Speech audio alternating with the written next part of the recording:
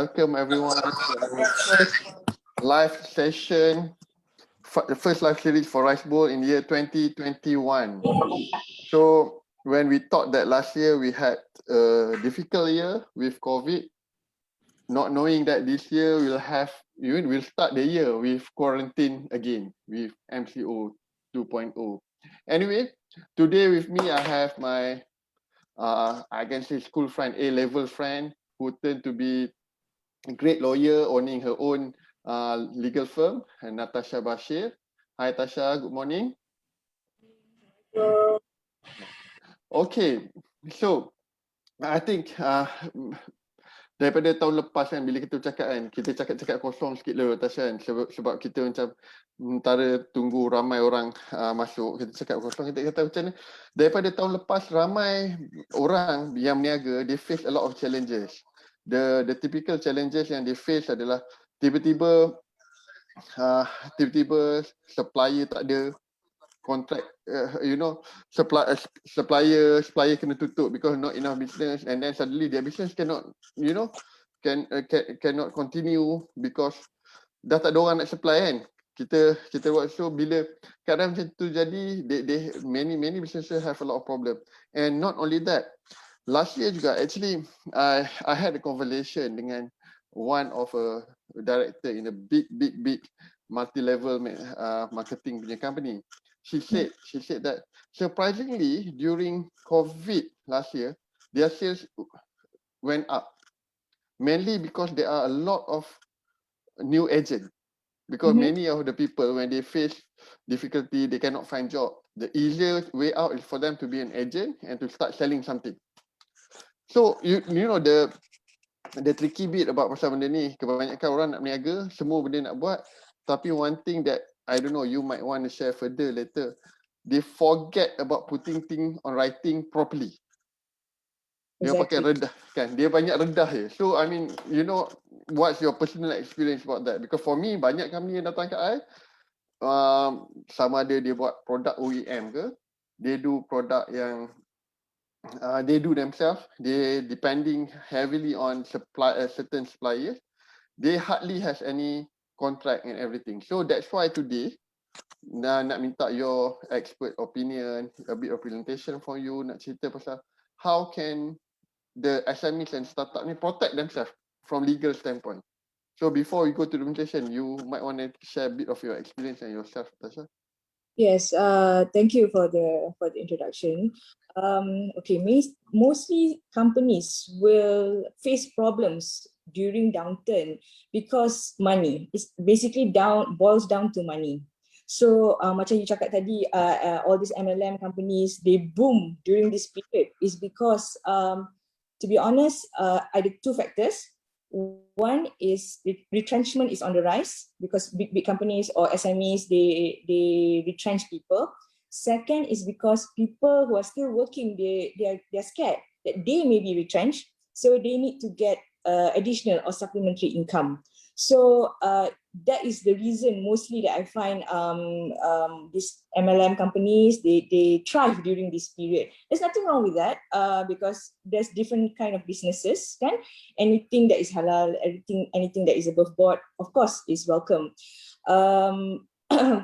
On the contract side, most companies only decide to engage a lawyer or at least try to protect themselves when they are already in trouble. You know, they hardly try to do that earlier because they feel like it won't happen to me. I'm okay. Everything seems perfectly fine. You know, so the urge or the push only comes when they are actually in the problem lah. Unfortunately, so that's why I think RiseBowls initiative to educate entrepreneurs, to educate startups, SMEs. The importance of having a contract in place is so important, especially during this digital era. Yeah. You know. Yeah, I think you know, people start to treat lawyer just like they treat doctors. They go when they have problem. But you know, hardly they go to doctors for, you know, how many of us go to doctors for annual checkup, yearly checkup. We don't do that. So same goes to lawyers. We go to find you when we are in trouble. So when Yeah. we are in trouble, we go and see you. Of course, you're gonna charge us for the troublesome that we bring, rather than you go before. So that kind of thing. Oh, indeed, I think indeed one of the things as well. I spoke to few other company SMEs.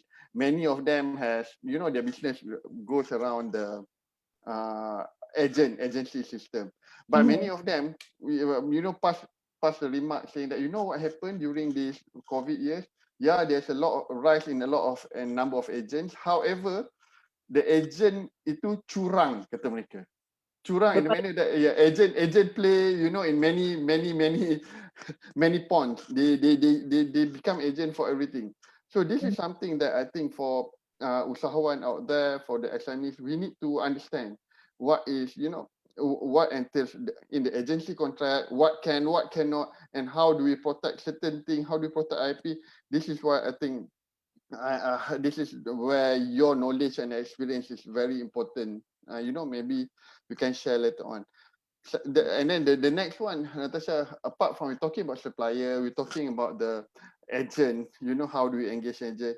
One of the things I want to tell you, I have a friend who happened to have have a very thriving business last year.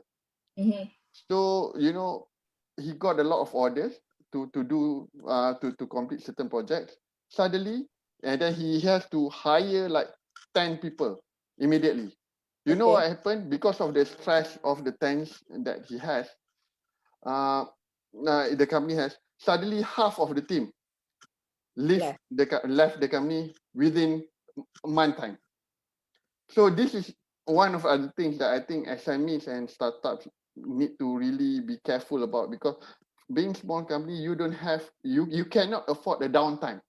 Yes. Yeah. So losing one employee gonna cost you some downtime. What more if you lose half of the team, Yeah. right? So Because small startups or small companies usually will have about 5 to 15 lah. That's the normal size, or maybe up to 25. That I would consider almost medium size already lah. You know, so when, like you say, one employee leaves is already bad enough. Then if half, like five, is already half. You know, yeah, so that really affect the whole morale of the team, because the person who's still staying has to somehow take over the job while waiting for new employees to come in. And to find new employees that can fit in immediately is also another hassle. You know, yeah, kind of employment contracts will somehow safeguard the employer. And of course, employer-employee relationship begins not just with the contract. It also, during the whole period, you need to ensure that you follow the right steps. If let's say the employee is not performing, maybe they need some trainings or what. So all this needs to be in place to avoid last minute, problems like this. They leaving the company on short notice, or they just disappear and they don't turn up. They don't even yeah. plan. That also happens before. So yeah, these are the kinds of problems that usually. I think that's I mean that's good enough appetizer for our session. Now let us get to the main course, whereby I think I'm gonna leave you for a little bit to share your presentation, Sure. basically to give us insight about, you know, what are the at least basic contracts Yes. that need to be there for SMEs and startup. Over to you. Okay, thank you, Hidayat. Well, if you talk about contracts, there's just so many contracts that we need to know. But I think at least for the basic ones you need to have for your company, if you don't have anything yet, make sure you have at least these 3 contracts. Okay, these 3, it will depend on your type of company, but I think at least one of these will be applicable to your company. So the first contract I'll be talking about is about shareholders agreement. Okay, this will depend if you have a partner, either a silent partner or an active partner in your company. It can be also an investor in your company. That means the person invests monies, and then it's probably not reflected in the company, so you need a separate agreement for that. It's called investment agreement. But for this purpose today, we'll be talking about shareholders agreement. The second agreement that we'll be talking about is called employment contract. This employment contract is about the relationship between employer and employee. So the moment you have one employee, you will need this kind of contract. It doesn't matter whether you have 1 or 10 or 100, the same principle applies. So the third contract that we're going to talk about is supplier's agreement. Supplier's agreement is when you have a supplier that supplies you products for you to sell. So you need to have this agreement in place to protect you as an entrepreneur. Let's start with contracts for startups. Why do we, let's start with shareholders agreement. Why do we need the shareholders agreement? Natasha, sorry to interrupt. Do you have presentation? Because we cannot hear. I will get it online right now. All right. Okay, Can you see it? Okay, hold on. Just give me 1 minute for that. Okay. Yes. Like why do you need a shareholders agreement? It's to govern the relationship between parties, including their personal rights and obligation of the shareholders. This shareholders agreement, together with your article of association of the company, will create an internal rule which the company and the shareholders have to abide by. Okay, this is the simple version of it lah. So next. Okay, the most important reason you need a shareholder agreement is actually to avoid dispute. Okay, because when you have something in writing, usually it will prevent the shareholders from fighting, because everybody will know what is their role, what needs to be done, and if any of the dispute rises, how to resolve the disputes. So these are the key components to ensure when we prepare the shareholder agreement. Okay, what else is inside there? First of all, it's about the management, like who is in charge of the company. Sometimes you have 1 or 2 or 3 shareholders, but not everyone will be managing the company. One will be playing a more important role of managing the day-to-day operations, and maybe the other one is focusing on the marketing side, and the other one is probably just a silent shareholder, just to find financial investments. So when you have different roles, we need to we need to mention this clearly, the obligation of parties in the shareholders, so that there's no overlapping roles and everybody know their duties. Okay. Second is about the monies. How do you divide the profits? How do you divide the dividends of the company? So it's very important to make sure that you list out inside the shareholder agreement, because some companies, they allow every 6 months, for example, for you to take out the profits. Some company only allow at the end of the year. Because if you don't have this kind of agreements in place, what will happen sometimes when one of the shareholders have any financial problem or what, they tend to dip into the company's monies. Then the rest of the shareholder might not be too happy with this. Maybe one time it's fine, but if it happens repeatedly, it can actually affect your company's cash flow. Okay, so the third reason is voluntary transfer of shares. What does that mean? It means that in the event that, let's say, one shareholder decide to leave the company, maybe because they are sick, or maybe because they want to leave the country to migrate or anything in that nature, there is a voluntary transfer of shares terms in place, meaning that you can sell it to the current shareholder first before you open up to others outside the company. Then the fourth one is compulsory transfer of shares. Okay, in this kind of case, maybe it's also again, if that shareholder is unable to perform its duty due to sickness or due to any other reason, you know. So in that kind of situation, there may be a situation where you have to, it's a compulsory situation where you need to transfer your shares. Another reason, it might be because you found a buyer that wants to buy up the companies, and the rest of the shareholder already agree, the majority of the shareholder already agree to sell the company to the buyer. So the minority shareholder may need to agree to the purchase. What other clauses would you include in the shareholders agreement? Okay, deadlock. What does deadlock means? It's when parties cannot agree to something. So for example, you want to expand, you need to buy a new warehouse, you need to, do something not normally that you've done before. So in that kind of situation, that there may be a deadlock. That means you tak boleh setuju on one thing. You cannot agree to a decision. So what happens then? So this kind of agreement will govern that. Maybe the majority will have the vote, or certain things that you need to appoint a third party to intervene. So these kind of things we can cover in the shareholders. Drag along and tag along on the sale of the company is the same thing like I mentioned before. In the event that the company wants to sell it to a third party, so the smaller shareholders may be dragged along for the sale. Okay, and the third one is to have a non-compete restriction on shareholders. What does this mean?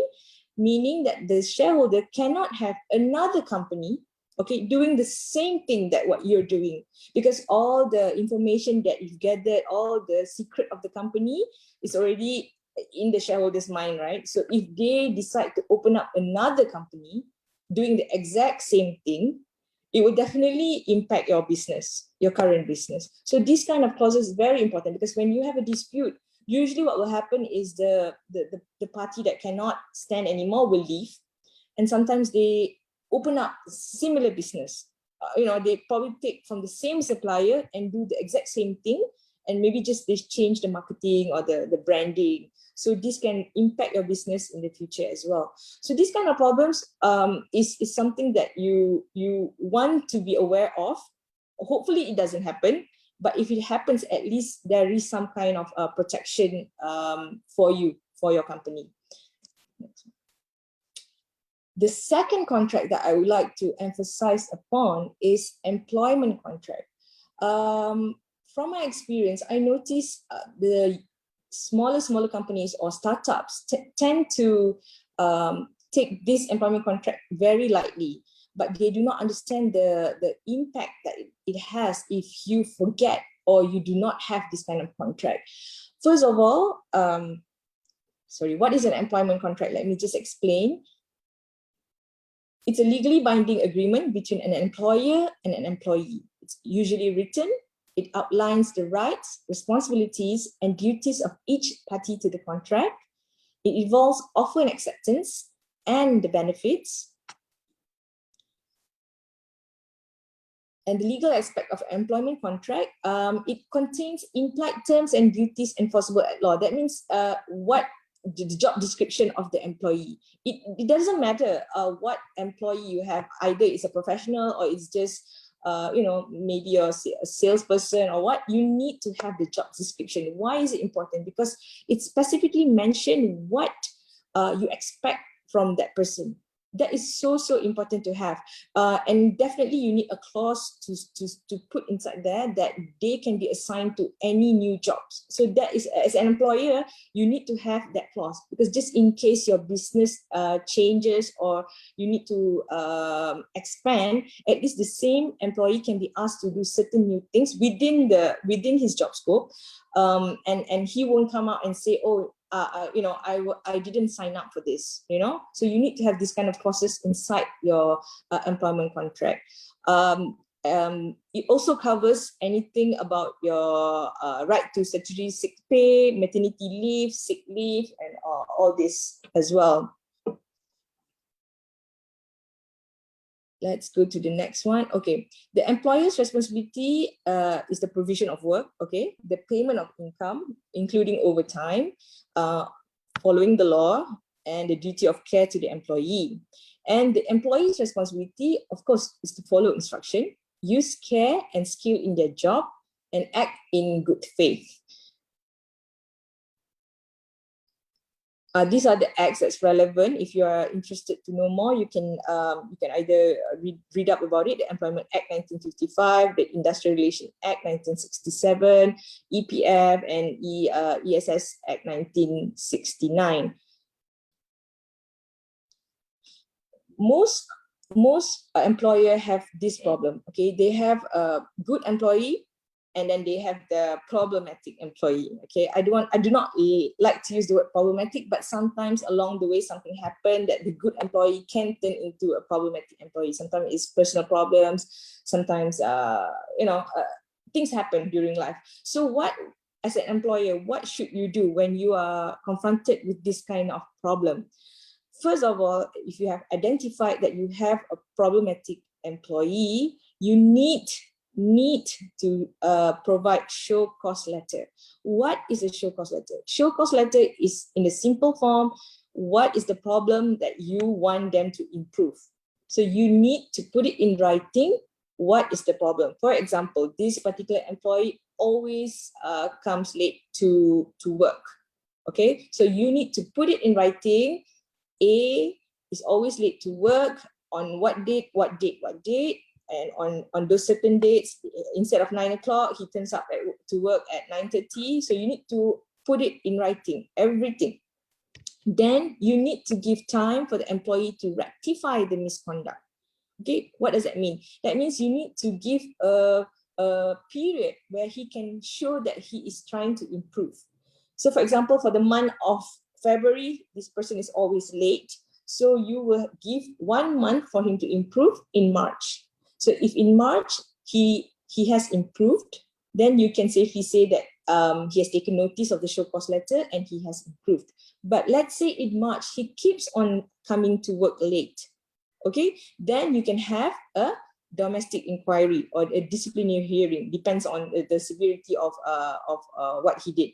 So in the event, like for example, he always comes late, you can have a domestic inquiry and address this issue with your HR, or if you don't have a HR, another person in the company can also be the individual or the neutral person to be in the meeting. So you address the same issue again and you minute everything. If you can, you record everything as well. So you have a solid evidence. If in the future you decide to terminate this person, they cannot come back and say that they were unlawfully terminated. Okay, you have followed the due process. So you can send a warning letter after that. After the warning letter, what the last thing you need to do is to terminate the employee. So all this, if you follow the steps, if the employee decides to report you to the industrial court, you will have a good defense. So sometimes employer tends to disregard this part, and when the employee report them to the industrial court, and when they come to see me, they have nothing. They have no documentation. They have nothing to protect themselves, and they ended up losing the case in the court, not because they are wrong, but for the simple reason they don't have the documentation needed to protect themselves. So I definitely want to urge all of the entrepreneurs who have employees to take a little bit of time to review their contract and see whether it really protects them. Especially if you notice, like for example, when you started out, your employment contract is very loose. That means it's not so detailed. You may want to renew your employment contract by adding supplementary agreements to safeguard yourself. So it is not wrong if you have already signed for example, in 2016, you already signed an employment contract with the employee, and in 2021 you want to improve the contract, you can add on and you can get them to sign. Obviously, you need to notify them and get them to sign. So usually it's not a problem because employee, they want to work, so they will sign, unless you add some ridiculous terms, which I don't think you will. But so these are the things that you can improve on in your company. The exposure for employment agreement is very, very big, because you can be liable to pay up to 2 years, okay, 2 years of their salary if the court finds that you have unlawfully dismissed your employee. So please take a look at your current agreement and see whether it fulfills what I've just mentioned just now. Yeah? Okay, the third agreement that I would like to touch on is the supplier agreement. This supplier agreement is also crucially important because of the reasons I'm going to explain after this. let me just explain what is a supplier agreement. This agreement is used to establish long-term agreements between a supplier and its client for the supply of products at a predetermined prices. Okay, so you take regular orders from your supplier, and everything must be in the contract. Because a lot of entrepreneurs tend to take for granted from the supplier. They do not try to safeguard the relationship because they trust the supplier. Yes, trust is there, that's good. But if there's anything happens like previously in the COVID, what do you call that? The pandemic happened last year, for example. I give you one example. One client actually ordered baju kurung to be supplied during Hari Raya, and every year they have ordered from the same supplier, no problem. Because of the pandemic, it affected the production line. So the supplier, instead of supplying the baju kurung to that particular client at the time promised, he did supply, but it's after Hari Raya, you know. So he just said that, okay, we already supplied. It doesn't matter when we supply because there's nothing to say that we need to supply within certain period of time. So this kind of time-sensitive contracts, you must have it in writing, so that if, let's say, the supplier failed to deliver the items during certain period, then you can either reject the item or at least get it at a discounted price, or in fact, you can negotiate a better rate for the future or for that particular transaction. So these are the kind of problems that you may overlook. But because of the uncertainty times right now, these are the things that you may need to take extra attention to compared to before. All these long-time suppliers, you may be like, I don't need agreement because I've been doing the business with them for the past 5 years, 10 years, no problem. Yes, times have changed. So you need to have something to protect you as well, because your losses can escalate in this kind of situation. Next slide. Yeah, these are the components of the agreement. You need the company's name, full name, and the details of the company, and then and you must ensure that the person who signed the agreement is the person who has authority to sign the agreement. Sometimes the agent who signed the agreement does not have authority to sign on behalf of the company, so that is also important to check who is signing the agreement. Okay, make sure the person who signs the agreement has the authority and you have a letter from the company to say that this person is authorized to sign on behalf of the company. Okay, and these are the 9 things that you need to include in your agreement. Okay, the quantities and ordering procedures, the product specification. Be very specific in your product description. Okay, prices, the payment terms, responsibility of both parties, confidentiality and proprietary information, the time frame, like the situation just now, the default clause. So if they fail to deliver within certain time or a certain amount, what is the impact to it? And lastly, the termination clause, because you also do not know in your situation what might happen. You might need to close your shop, you might need to relocate. So these are the things that you want to have in place. And in the event you need to exercise it, it's there. Yeah. Okay. So that's the end of the slides. I hope I can assist you further by answering any questions. Hidayat, perhaps you open to the. I think before we let everyone to ask you. I'm very attracted to the employment contract, and Okay. you showed the steps. You saying that kalau kita tak buat tu kita kena bayar gaji 2 tahun. Boleh bayar up to 2 years, and then ada reinstatement. Reinstatement tu maknanya you kena ambil dia balik bekerja. Oh yeah, after 2 years, after bayar 2 tahun tu kena ambil kerja balik. Ada Wow. possible.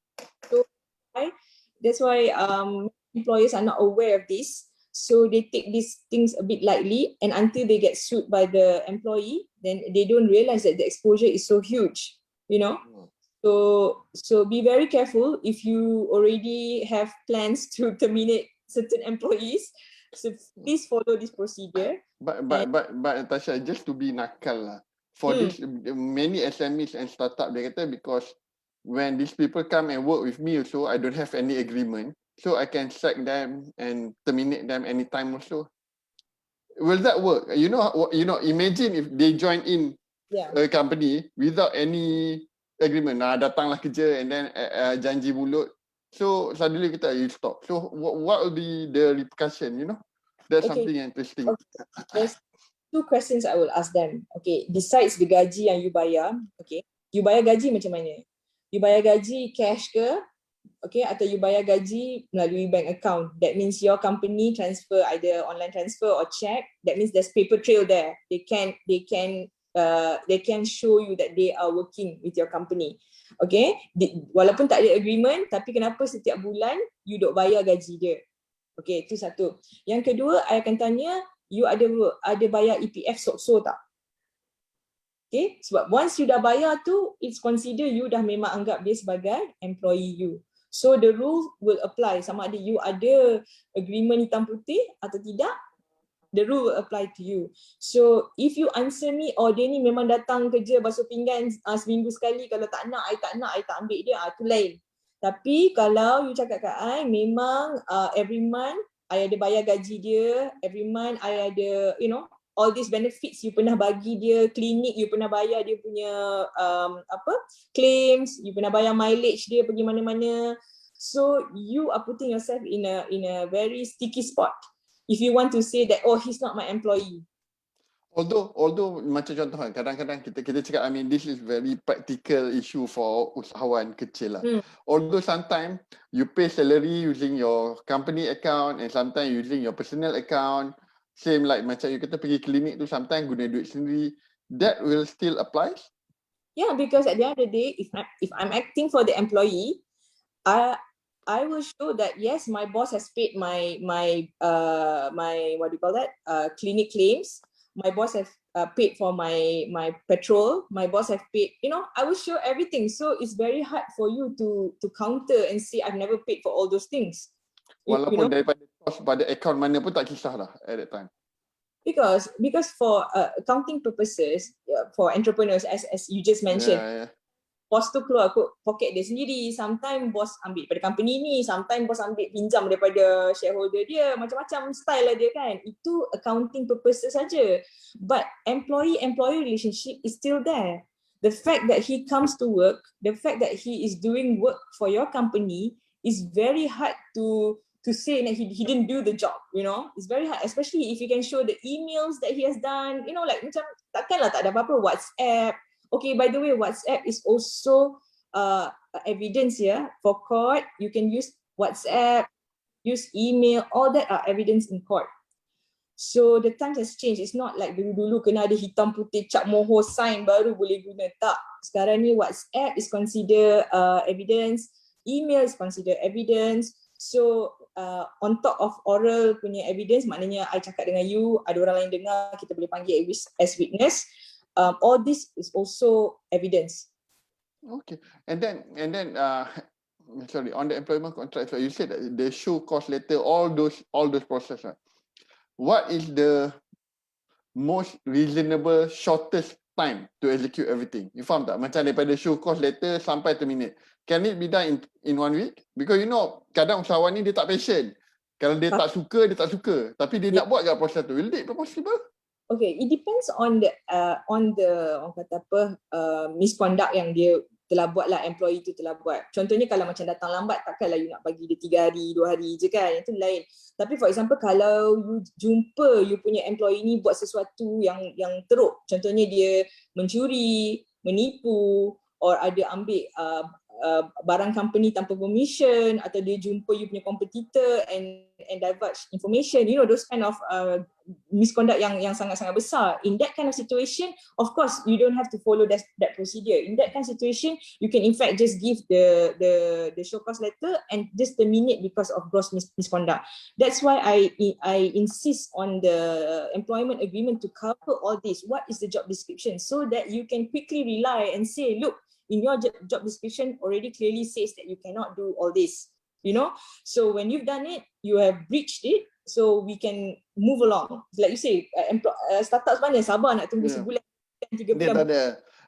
Dia tak ada sabar. Dia kata macam off you go, I don't want to see your face tomorrow. That kind of thing they like to say. Betul. Mostly memang macam tu. Tapi itu yang I nak kena educate to the public that you cannot just because you are small, you are entitled to treat people like that. No. The same rule will apply even if you're a big company, small company. That's why big companies follow this orang kata process religiously, because dia tahu if dia tak follow, dia punya exposure sangat-sangat besar. So that is why small companies dia tak follow bukan sebab apa, dia tak tahu and dia tak pernah kena. You know, so bila dia tak pernah kena, dia rasa benda tu alah tak ada apalah, paling-paling pun I bayar dia 1 bulan gaji, that's it. No, your exposure is actually bigger than that. You know, memang ada case yang company boleh gulung, boleh tutup sebab dia bukannya dia ada reserve banyak sangat kan. So bila kalau employee yang tahu their rights, tahu the law, they can definitely, you know, kill your business if they want to. So we don't in that situation. We want to be one step ahead of them. So make sure you look back lah at your contracts and see where you can improve. Oh, but yeah, very, very interesting. Bila dia kata macam kalau even tak ada offer letter, tak ada apa pun, still can be caught. That is scary. Yeah. That is, yeah. Like I said, you will have messages with the employee instructing the person to do this, to do that, to go here, to go there. So why do you give that kind of instruction if you don't have any relationship with that person? Betul tak? So if you want to come to court and say he's not my employee, that WhatsApp itself will kill you. Wow. Wow. Kan? Wow. You don't want to go to court and lie. You don't want to do that. You want to be truthful in court, you know? Yeah, okay, that's interesting. And then another things like macam kalau you mention just now pasal shareholders agreement, yang itu mainly you refer kepada sediaan berhad dan berhad lah. How about kalau macam enterprise yang dia ada partnership tu, what sort of arrangement that you can have? It's the same, because if you just convert the shareholders agreement to partnership agreement, it's the same rule applies, because basically when you have more than one person deciding in a company, you can expect some disputes lah, whether it's a minor dispute or a major dispute. You can expect that, and most of them are related, sama ada husband and wife, you know, spouses or siblings or parents, or you know, this kind of small startups usually they involve around the same circle lah, maknanya they are friends. So banyak circumstances change along the way. So maybe for example, husband and wife, they may be on good terms for the first 10 years of their marriage. Suddenly on the 10th year, something happened. So what happens to the business? What happens to the workers in the company? You know, there's a lot there. So let's say one party wants to sell, katalah husband nak jual, wife tak nak jual. So what happens then? Tapi just terfikir, ada tak keadaan macam tu yang you pernah tengok, Tasha, yang dia jadi macam double whammy, whereby you duk gaduh dengan your partner or your other shareholders, at the same time you neglect your employee, and employee you boleh sue you, something like that. Kalau macam company tutup, employee boleh saman ke? Depends on why you tutup lah. Kalau memang company tu tutup because dah tak boleh nak run kan, sometimes because of financial impact or what. It is not like you choose a particular employee and then you terminate dia seorang saja. It's like overall, kalau ada 20 orang kena tutup. Tapi of course it's subject to compensation as well, and all your statutory duties macam EPF apa semua tu kena bayar, walaupun katalah 3 bulan company tak ada duit. Contohnya lah, tak bayar gaji. Janji nak bayar kalau dapat projek mana-mana ke apa kan, tapi 3 months tak bayar. So these 3 months, your gaji kena bayar lagi, your EPF still kena bayar lagi. Dia akan ikut tau, and dia director is personally responsible for statutory punya payments. So tak salah ingat company tutup, oh masalah selesai, tak. You kena bayar juga, and EPF semua akan saman you untuk bayar. Personally, directors. Entrepreneurs, partners sendiri, sole proprietor lagi lah, memang 100% dia. Kalau senior berhad semua, the directors memang liable habis-habisan. Yes. So you cannot hide behind the company legal entity to say that, oh company dah tutup, dah tak ada business, so I tak nak responsible bayar, tak boleh. So memang kena ada kata apa, kena ada lah all this. Okay. We wait. I mean, I think maybe it's because too early in the morning ataupun you explain very well. Tak ada orang berani nak tanya kat you. Oh ya ke? So I nak tanya, I nak sambung tanya lah sebab orang tak tanya. Okay, and then sama tak macam supplier agreement tadi yang Nasha. Kebanyakan sekarang bisnes kan dia orang buat guna OEM dan sebagainya. How much you can as a company, as a entrepreneur yang ambil from OEM, knowing that OEM supplying to other companies yang buat more or less the same. How do we reconcile benda tu ya? Sebab it's gonna be very tricky, no? Yeah, in fact, I just encountered the same situation where this particular client actually invested a lot of money to do R&D on dia punya product, and dia bawa formula tu kepada the supplier. So dia cakap, okay, I dah research gini, I want like this. This is my formula. Okay, but there's nothing to govern that. So when dia competitor dia dapat tahu supplier, Malaysia kecil kan, so they know that the supplier ni yang supply, they go direct to the supplier and say we want the same exact formula and we will order 10,000 more, you know. So in that kind of situation when you don't have anything to protect you and the supplier will say, look, I just OEM punya company, I just buat saja, you do lah branding you know, to differentiate the product, but at the end of the day the client has already invested so much to find that particular, you know, formula that made it work. It is not from the supplier. So this kind of situation may arise, and if the supplier bukan jenis yang ethical, yang memang kata okay lah, since ni memang bukan dia punya produk, dia yang tukang buat and dia follow, okay. Tapi kalau dia decide not to, what is your remedy? You have nothing to protect you. So kalau guna supplier agreement, will it be protected? You need to include inside there that this particular formula is exclusive to you. So you need to put lah all this, whether this is an agreement or this is maybe a certain period, you know. So these kind of things you need to discuss with your supplier.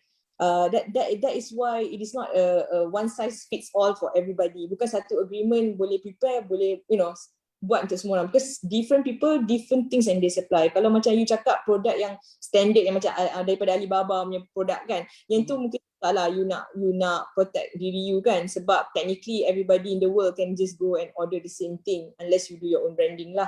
But certain things yang memang memerlukan macam you know, produk apa yang memang ada some R&D involved and you pun memang dah spend couple of thousands to invest to get the right product, you need to look at safeguarding yourself a bit lah, that area. Will that even go to macam contoh kan? Macam contoh, I dah buat R&D buat lama, I do lot of R&D, years of R&D, and then go to OEM produce that, come competitor, they just said, you know, you add vanilla flavor. Will that change? Or, you know, what the things like I think many usahawan, many entrepreneurs out there, especially in Malaysia now, the rise of cosmetic business. Orang panggil cosmetic millionaire, so to speak, because I think we are more conscious about the way we look now. I don't know, maybe Malaysian, but the tricky bit is like, you know, the OEM companies, the supplier can tweak a bit and say that this is not yours already. So will that be protected as well? Well, I guess it depends. If the formula is like almost 99%, you know, exactly your formula, and then it's just one dot of vanilla essence or something like that, you know, you can argue that the formula is still yours. It's just that they added on top of the formula. So these kind of things is a bit very specific, it's a bit very scientific. So we need to discuss further lah. Maknanya kalau macam dia rasa produk dia tu basic tu dah ada, macam contoh you cakap okay, produk makeup macam foundation lah katanya kan, foundation tu dah ada formula dia tinggal tambah tint one colour ke one apa ke, so still maybe you can argue that it is still using the same formula, unless dia memang tukar completely base dia. Sebab bila buat makeup ni kan ada banyak raw ingredients involved, so raw ingredients memang completely change, not from the same supplier. Because sometimes supplier tu ada pula lagi mini supplier. So when you do business, you need to disclose all your mini suppliers to contact your main supplier yang buat benda tu. So if they are also using all your mini suppliers, so technically memang dia copy bulat-bulat lah kan. So this kind of things lah yang tapi orang tak fokus lah this part until the business dah ada rival yang betul-betul buat barang macam tu, baru dia orang melompat masa tu. I mean, this is very typical of Malaysian entrepreneur. I mean, I met quite a lot of them. They don't even bother doing that. For them, I just want the product and I will sell. Yeah. So the next one, they say, okay, I want to sell. How do I sell? But without having this thing in place, it's quite challenging. You know, if the problem come dalam keadaan business you baru 2,000, 3,000 or 10,000 per month, still okay. Yes. But if the problem come when your business millions, millions a month, then it will be a different ball game altogether. So exactly. I mean, I'm not surprised. Indeed, I met few of them that business in millions, tapi the agreement still haywire. Yes. You know, exactly macam you kata, because it doesn't happen to them just yet. Yes. Usually people who come to see me is either dia dah memang dalam problem tu, okay, and then they try to seek help lah. But at that point of time, it's very hard to help them because there's nothing in place to help them tau. Because there's nothing to govern the relationship between the suppliers. There's nothing. It's only trust. Tapi as a lawyer kan, Tasha, if this kind of usahawan come to you when they face problem, knowing that the probability of success is very low, what will make you decide to take the challenge or not, to take the job or not? Okay, usually the first step bila this kind of situation, we say that we can give notice lah to the supplier to say that stop, stop doing this, and if they take notice and if they appreciate the relationship, they probably will stop lah. But if dia pun cakap, why should I stop? I'm getting 50% of my revenue from this other company. You're just giving me this much. They may not follow your notice. So then you have to go to the next step, which is to go to court. Then you need to orang kata prove your case, but it's going to be harder. It's not impossible. Because you definitely will have like I said, WhatsApp, email, conversations. You will have all that, but you macam bubuh the burden on yourself lah nak proof benda-benda ni, betul tak? So you kena godek balik all your conversation, all your suppliers, all your whatever WhatsApp semua. So then you have to go and prove your case. So it is impossible. It's just that the onus is on you to go and get the evidence for me, and then we will build up the case for you lah. I think some of my friends said lah, litigation is more expensive than preparing legal document. I mean, betul. I mean, just like for the benefit of everyone watching, how much more expensive litigation compared to preparing legal agreement in terms of multiplier? I would say at least 5 times more. Yeah. Litigation at least 5 times more. At least 5 times more, because when you want to go to litigation, obviously the impact must have been substantial. For example, your losses, it won't be in the regions of 5,000, 10,000, 20,000. If that's the kind of losses that you are looking at, then probably litigation is not suitable for you. Usually it's bigger than that. Sometimes the revenue has been impacted at least by 50%. So if you're talking about 1 million sales, 50% of your sales is how much? It's 500,000, right? So if for 500,000, that is just 1 month punya impact. So it will come to me after dah 3-4 bulan punya impact, right? Baru dia macam, alamak, this has been happening. So you're looking at millions. And if you want to go for to sue in court, in sessions court, is anything above 100,000 to 1 million, and above 1 million is already in high court. The cost is a lot because it takes time. It will be financially draining for you, emotionally draining for you, and in the meantime, your brand can lose trust because dia dah ada kompetitor lain yang mungkin lagi murah, yang mungkin lagi orang kata apa, promotion dia lebih bombastic sebab dia tak perlu nak invest so much on the R&D compared to you. You may have maybe 500,000 on the R&D. Dia masuk terus orang kata apa, ahead by 500,000. So dia boleh blast on Instagram, FB, marketing semua kan. So you are already on the losing side. So this kind of usually advise client yang baru nak start up ni, mungkin they do not want to take this at this stage because very early. But at least you have something in mind. When you hit certain sales, when you're already profiting this level, you want to look into this. You know, if you can't look at it at the outset, at least along the way you have something planned for you lah.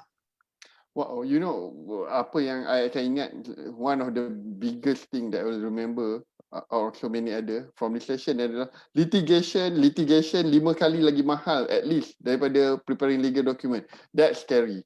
From the entrepreneur standpoint, that must, you know, scare you. five Yeah, no, because that's a lot. That's a lot of money.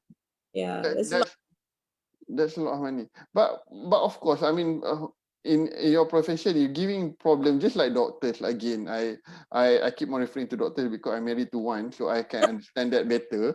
So Yes. what I say, you know, if you come to doctors when all your diseases, all your body ada banyak problem, it requires a lot more treatment, so to speak. Hence, you pay more lah. Yes. Now, if you do precautionary stuff, so you do slowly, bit by bit, then a bit, yeah. But I guess it's human behavior juga lah, I must say. You know, you try to avoid it or you in denial until you need to face it, you know.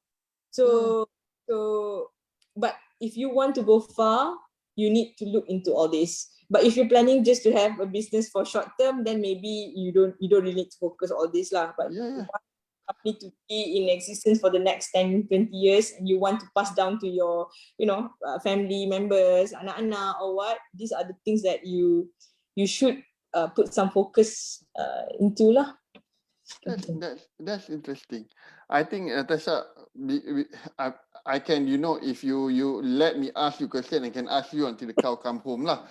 But I think let us stop here. But what I'll say, for everyone watching, maybe perhaps people will come back to the page and watch the recorded session.